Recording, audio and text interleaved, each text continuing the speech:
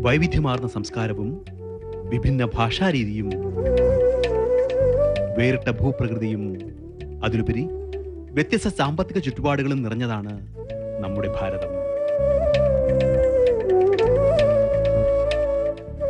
നഗരങ്ങളിൽ മാത്രമല്ല, ഒറ്റപ്പെട്ട ഗ്രാമീണ മേഖലകളിലും മരുപ്പച്ചകളിലും ഗിരിശൃംഗങ്ങളിലും താഴ്വാരങ്ങളിലും ദ്വീപ് സമൂഹങ്ങളിലുമൊക്കെയായി ഒരേ മനസ്സുമായി വ്യത്യസ്ത ജീവിത രീതിയിലാണ് ഒരു ജനത.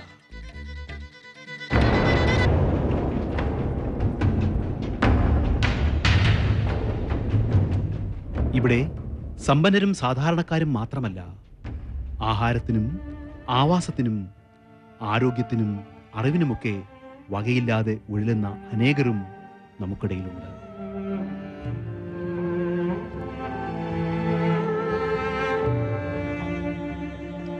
അതുകൊണ്ട് തന്നെ ഉള്ളവൻ ഇല്ലാത്തവരെ സഹായിക്കുക എന്നത് ഒരു സാമൂഹ്യ ഉത്തരവാദിത്വവും ഈശ്വര സേവയുമായി വേണം നാം കാണേണ്ടത്.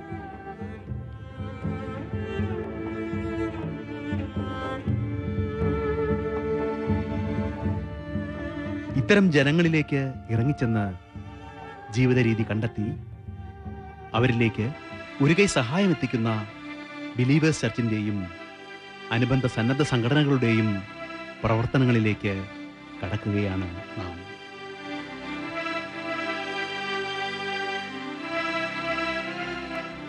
ഇന്ത്യയുടെ ആത്മാവറിഞ്ഞുള്ള ഈ സഞ്ചാരത്തിൽ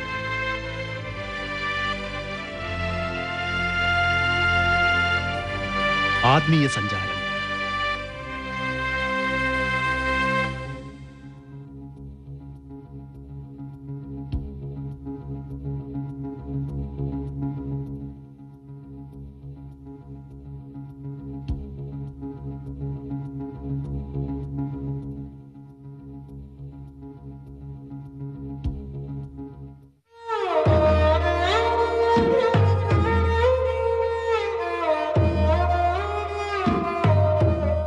ഒരു ദിനം എരിഞ്ഞടങ്ങുകയാണ് കൊൽക്കത്തയിൽ. ഒരു മഹാനഗരത്തിന്റെ ആരവങ്ങളും അനിവാര്യതകളും പക്ഷേ അടങ്ങുന്നുമില്ല. എല്ലാറ്റിനും നിശബ്ദ സാക്ഷിയായി ഹൂബ്ലി നദി ഒഴുകിക്കൊണ്ടേയിരിക്കുന്നു.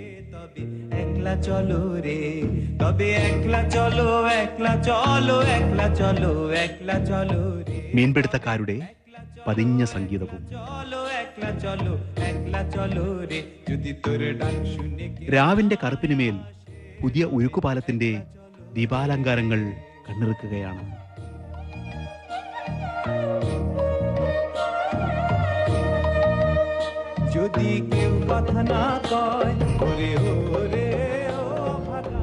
എന്നാൽ കൊൽക്കത്തയിലെ സോണാഗഞ്ചിലെ ചുവന്ന തെരുവ് സജീവമാകുന്നതേയുള്ളൂ.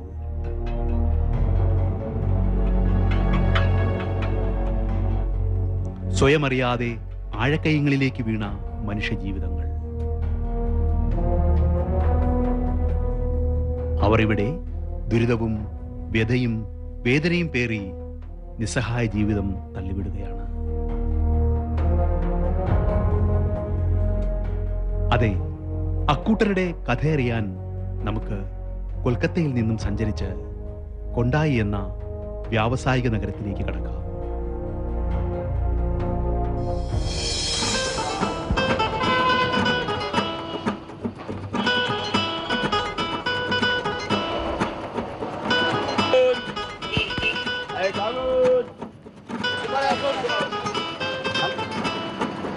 കച്ചവടക്കാരുടെയും ലോറി ഡ്രൈവർമാരുടെയും വഴിവാണിഭക്കാരുടെയും കൊൽക്കത്തയാണ് ഈ കൊണ്ടായി നഗരമെന്ന് വേണമെങ്കിൽ പറയാം.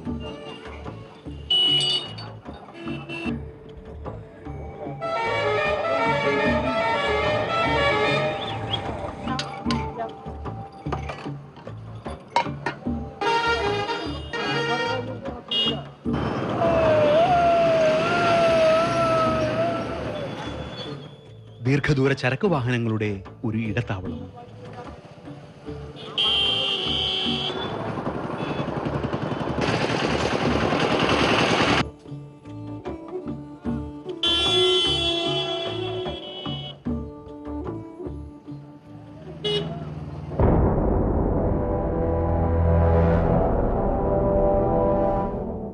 പക്ഷേ ഈ നഗരം അഭിസാരിക വൃത്തിയിലേക്ക് വീണ എണ്ണമറ്റ സ്ത്രീകളുടെ ആവാസ കേന്ദ്രം കൂടിയാണ്.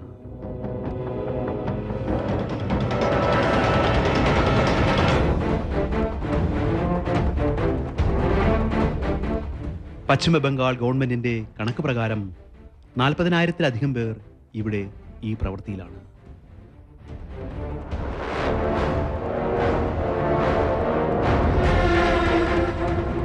ഇടുങ്ങിയ ഇടവഴികളുള്ള ഈ ചുവന്ന Nirav പോയകാല ദേവദാസികളുടെ പിന്തുടർച്ചക്കാർ കൈയടക്കിയിരിക്കുന്നു.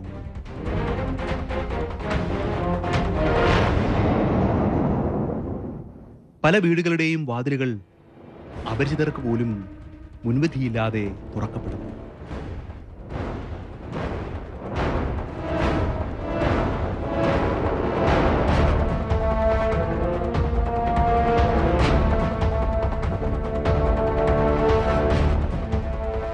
കൊണ്ടായിയിൽ 5ഓളം തെരുവുകളാണ് ഇത്തരത്തിലുള്ളത്.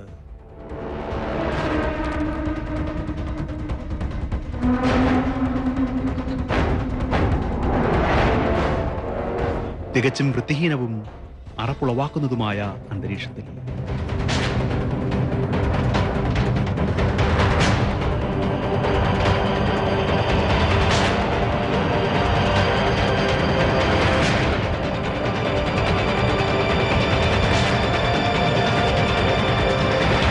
The reason is that many of them are coming from very difficult background, because some of them families are very poor and their parents are also involved in this work, and also some of them are coming from the house where the husband has left them or got married with another lady, and they know where to earn money, and also it's force them to come and do this work. And also it is difficult because they are not educated. What job they will get to earn their living and feeding their children? So that is the only way they can earn and live.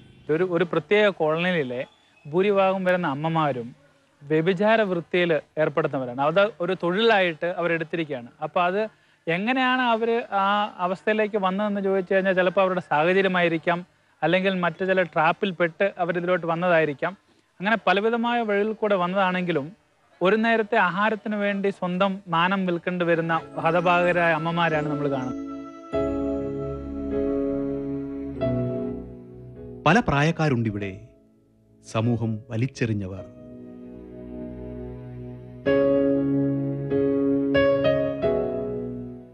രോഗവും പ്രായവും വിലയ്ക്ക് വാങ്ങിയവർ,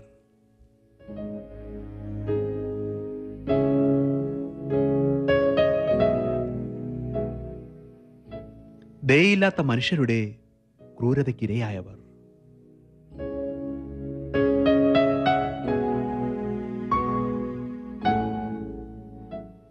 ഇക്കാര്യങ്ങൾ നമ്മോട് പറയാനോ ക്യാമറയ്ക്ക് മുന്നിൽ മുഖം കാട്ടാനോ ഇവർക്ക് അതുകൊണ്ട് തന്നെ മടിയില്ല.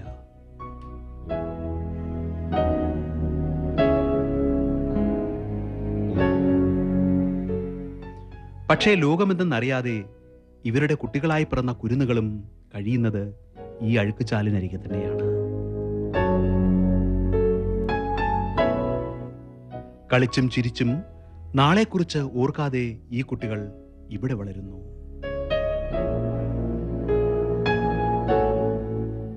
ഇവരെ വളർത്തി പഠിപ്പിച്ച് നല്ല പൗരന്മാരാക്കി എടുക്കുവാനുള്ള ബാധ്യതയും ഉത്തരവാദിത്വവും നാം ഉൾപ്പെടുന്ന സമൂഹത്തിനുമുണ്ട്.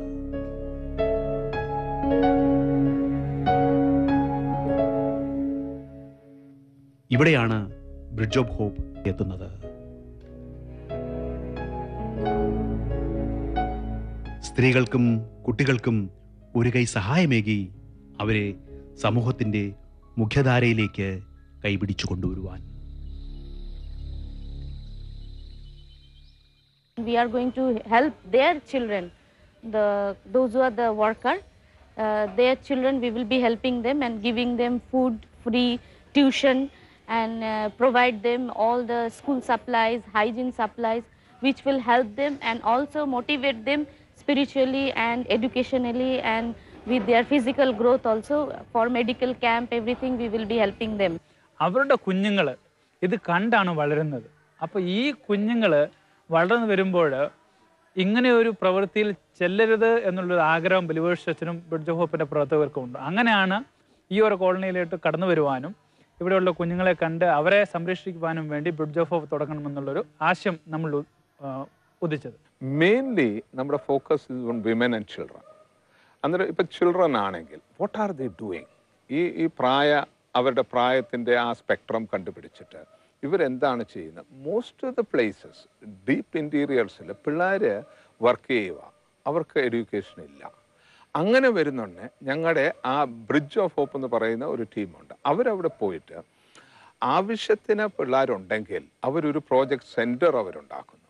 ആ പ്രോജക്റ്റ് സെൻറ്ററിൽ ഈ പിള്ളേരുടെ പേരൻസിനെ ആദ്യം കൗൺസിൽ ചെയ്ത് എഡ്യൂക്കേഷൻ്റെ ഇമ്പോർട്ടൻസ് പറഞ്ഞ് മനസ്സിലാക്കി അടുത്തുള്ള ഗവൺമെൻറ് സ്കൂൾസിലോ വല്ല ഇവരെ പറഞ്ഞു വിടുന്നു. ആറ്റുകാൽ ഭഗവതി ക്ഷേത്രത്തിലെ പൊങ്കാല മഹോത്സവം 2013 ഫെബ്രുവരി 18 മുതൽ 27. ആദ്യഘട്ടമായി കുട്ടികളെ സംരക്ഷിച്ചെടുക്കുക എന്ന നിലയിൽ സന്നദ്ധ സംഘടനാ പ്രവർത്തകർ ഈ കോളനികളിലേക്ക് കടന്നു ചെല്ലുകയാണ്. സ്ത്രീകളെ ബോധവൽക്കരിച്ച് അവരുടെ നിസ്സഹായത കണ്ടറിഞ്ഞ് കുട്ടികൾക്ക് പഠന സാഹചര്യം ഒരുക്കി കൊടുക്കുന്നു. പഠിക്കാനുള്ള പ്രോത്സാഹനവും സൗകര്യവും നൽകുന്നു. സ്കൂളുകളിലേക്ക് പോകാൻ മടിക്കുന്ന കുട്ടികൾക്ക് ട്യൂഷൻ നൽകി പഠനത്തിന് പ്രചോദനവും ഒരുക്കുന്നു. ബ്രിഡ്ജ് ഓഫ് ഹോപ്പിൽ നമ്മൾ കൊടുക്കുന്നത് പ്രൈവറ്റ് ട്യൂഷൻസ് ആണ്. അതിൽ സമാന്തര പഠനം മാത്രമാണ് ബ്രിഡ്ജ് ഓഫ് ഹോപ്പ്. അതൊരു സ്കൂളല്ല. പക്ഷെ നമ്മൾ എന്ത് ചെയ്യുന്നു, ഈ കുഞ്ഞുങ്ങളെ ഈ അടുത്തുള്ള ഗവൺമെൻറ് സ്കൂളുകളിലും മറ്റ് സ്കൂളുകളിലും നിർബന്ധിച്ച് നമ്മൾ ചേർക്കുകയാണ്. ചേർത്തിട്ട് അവർക്ക് പഠനത്തിന് ആവശ്യമായ മറ്റ് സപ്പോർട്ടുകൾ നമ്മൾ ചെയ്യുന്നു. അതോടൊപ്പം തന്നെ ഈ കുഞ്ഞുങ്ങളെ ഒരു ദിവസം 3 മണിക്കൂറോളം നമ്മുടെ പ്രൊജക്റ്റിലേക്ക് കൊണ്ടുവന്നിട്ട് അവരെ നമ്മൾ അതിനുള്ള പ്രൈവറ്റ് ട്യൂഷൻസ് കൊടുക്കുന്നുണ്ട്. അതോടൊപ്പം തന്നെ നല്ല മൂല്യങ്ങൾ നമ്മൾ അവർക്ക് പറഞ്ഞു കൊടുക്കുന്നുണ്ട്. സമൂഹത്തിൽ എങ്ങനെ ജീവിക്കണം എന്നുള്ളതിനെ കുറിച്ച് നമ്മൾ പറഞ്ഞു കൊടുക്കുന്നുണ്ട്. തെറ്റ് എന്ത് എന്നുള്ളത് നമ്മൾ പറഞ്ഞു കൊടുക്കുന്നുണ്ട്. അങ്ങനെ പല കാര്യങ്ങളും പറഞ്ഞു കൊടുത്ത് ഈ ആയിരിക്കുന്ന സാഹചര്യത്തിൽ നിന്ന് ഇവരെ എങ്ങനെയെങ്കിലും പുറത്തു കൊണ്ടുവരിക എന്നുള്ളതാണ് നമ്മുടെ ഒരു ഉദ്ദേശം എന്ന് പറയുന്നത്.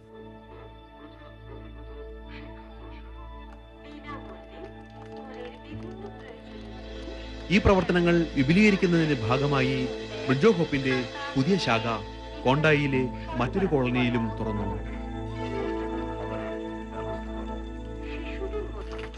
ഗ്രാമത്തിന് ഉത്സവ ഛായ പകർന്ന ആഘോഷങ്ങളോടെയായിരുന്നു ആ തുടക്കം.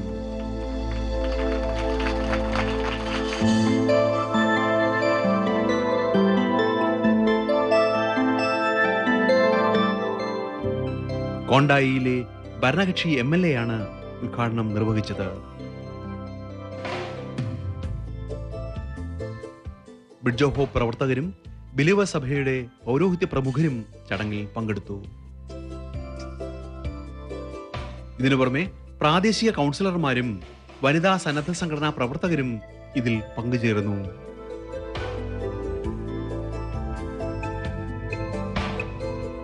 നിരാലംബരായ വീട്ടമ്മമാരും തെരുവിന്റെ വിൽപ്പനശാലയിലേക്ക് സ്വയം ഇറങ്ങിച്ചെന്ന സ്ത്രീകളും സജീവമായി തന്നെ പങ്കെടുത്തു.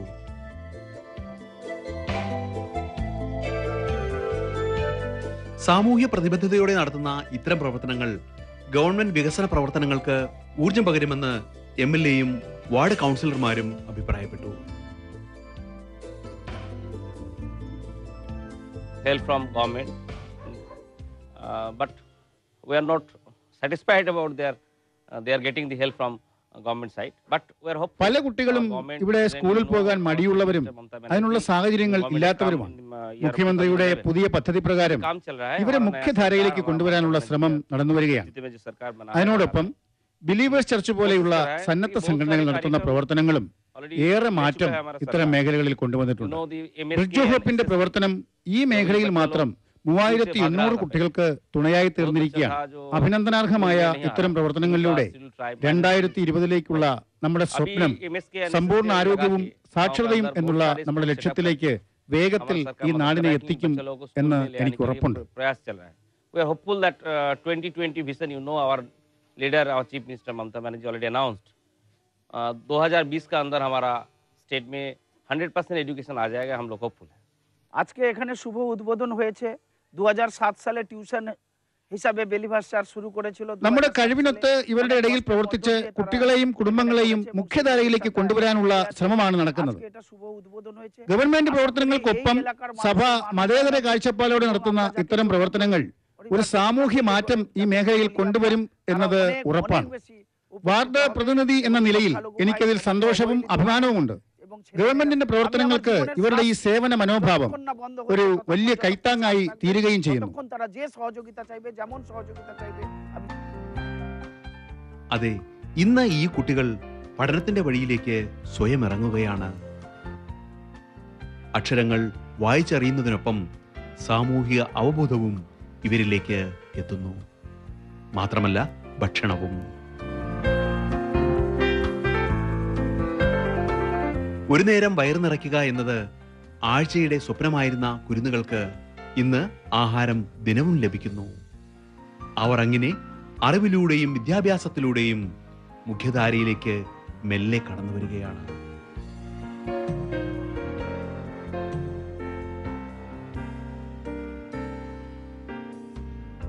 എൻ്റെ കുഞ്ഞുങ്ങളെ പഠിപ്പിക്കുന്ന പോലെ ആ പട്ടണിക്കാരൻ്റെ കുഞ്ഞുങ്ങളും പഠിക്കണം എന്നുള്ള ആ ചിന്ത, ഈ റിഫ്ലക്ഷൻ, ഇത് പ്രാക്ടിക്കലായിട്ട് ചെയ്യുക എന്നുള്ളത് ഞാൻ വിശ്വസിക്കുന്നുള്ളതിൻ്റെ റിയൽ അടയാളമാണ്. ക്രിസ്തീയ സഭയുടെ ദൗത്യം കുഞ്ഞുങ്ങളെ വളർത്താനുള്ള മാർഗം, അവരുടെ ഹെൽത്ത് മെയിൻറ്റെയിൻ ചെയ്യുന്നതായ മാർഗങ്ങൾ, കൈ കഴുകി എങ്ങനെയാണ് അസുഖം ഒഴിവാക്കുക, ഒത്തിരി പരിപാടികൾ. അന്നേരം ഇതിലൂടെ എങ്ങനെ മാക്സിമം ആളുകളെ ദൈവസ്നേഹം അവർക്ക് പകർന്നു കൊടുക്കുവാൻ, അവരെ രക്ഷിക്കുവാൻ കഴിയുന്നുള്ളതാണ്. അത് ക്രിസ്തീയ സഭയുടെ ദൗത്യമാണ്. അത് ഞങ്ങൾ ചെയ്യുന്നതുകൊണ്ട് ഒരു പുണ്യപ്രവൃത്തി ചെയ്തു, അല്ലെങ്കിൽ ഞങ്ങൾ എൻ്റെ വലിയ കാര്യം ചെയ്യുന്നു. നോ, എന്നെ സംബന്ധിച്ച് ഞങ്ങൾ ചെയ്യുന്ന കാര്യങ്ങൾ ദൈവം ഞങ്ങൾക്കെന്ന വലിയൊരു മഹാഭാഗ്യമാണ് ഇത് ചെയ്യുവാൻ എന്നുള്ള കരുതലാണ് എനിക്കുള്ളത്. അത് നമ്മൾ കൂടുതൽ ചെയ്തേ ഒക്കത്തുള്ളൂ. ഇതിനു പുറമെ പ്രാദേശിക വികസനം ലക്ഷ്യമിട്ട് ബിലീവേഴ്സ് സഭ തൊഴിൽ സാമഗ്രികൾ വീട്ടമ്മമാർക്കും നിരാലംബർക്കും വിതരണം ചെയ്യുന്നുമുണ്ട്.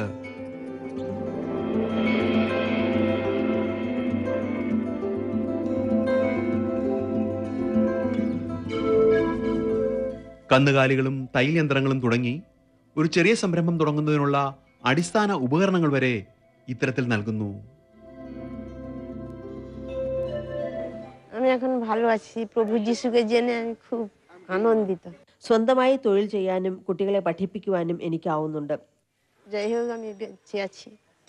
এই মানে এই പോയ വഴികൾ ഞാൻ മറക്കുകയാണ്. ഇനി ആത്മവിശ്വാസത്തോടെ ജീവിക്കാൻ എനിക്കാകും.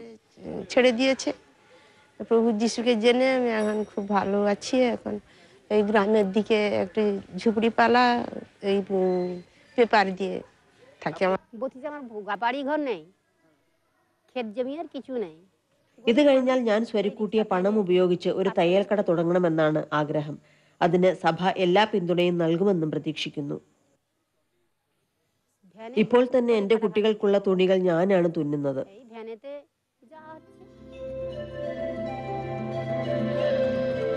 ഗ്രാമപഞ്ചായത്തുകളിലേക്ക് ഇറങ്ങിച്ചെന്ന് ഗ്രാമത്തലവന്മാരുമായി ആലോചിച്ചാണ് ഗുണഭോക്താക്കളെ കണ്ടെത്തുന്നത്.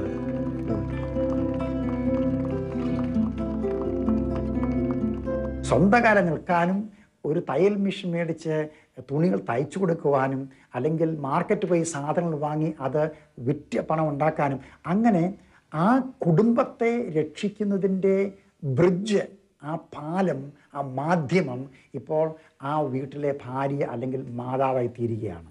അന്നേരം നമ്മളുടെ ജീവിതത്തിലൂടെ ഒരു കുടുംബം ഇനി നിലനിൽക്കേണ്ട ആവശ്യമില്ല, ആശയില്ലാതെ മരിക്കേണ്ട ആവശ്യമില്ല, ഭാവിയില്ലാതെ കുഞ്ഞുങ്ങളുടെ ജീവൻ തകരേണ്ട ആവശ്യമില്ല.